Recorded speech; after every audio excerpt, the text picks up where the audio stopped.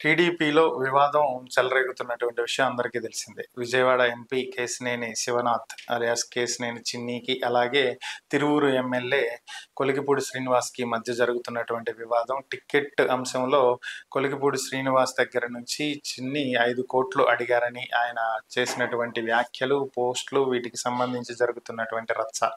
దీనికి సంబంధించి పార్టీ అధిష్టానం చాలా సీరియస్‌గా తీసుకున్నట్లుగా తెలుస్తుంది. పల్లా శ్రీనివాస్ దీనికి సంబంధించి ఇద్దరిని పిలిపించి మాట్లాడతానని చెప్పడం, దీనికి చంద్రబాబు ఒప్పుకోకపోవటం, పిలిచి మాట్లాడటం కాదు, కఠినమైనటువంటి చర్యలు తీసుకోవాలి, నేను దుబాయ్ నుంచి వస్తున్నాను, వచ్చిన తర్వాత వీళ్ళిద్దరిని పిలిపించి వీళ్ళు సీరియస్ యాక్షన్ తీసుకోవాల్సి ఉంటుంది, పార్టీ పరువు ప్రతిష్ట అన్ని దిగజారుస్తున్నారు అంటూ, తప్పు చేస్తే ఎవరైనా సరే శిక్షార్హులే అంటూ ఆయన పల్లా శ్రీనివాస్కి చెప్పినట్లుగా తెలుస్తుంది. దీనికి సంబంధించి చిన్ని మాట్లాడినటువంటి వ్యాఖ్యలు ఇప్పుడు వైరల్ అవుతున్నాయి. ఏంటంటే,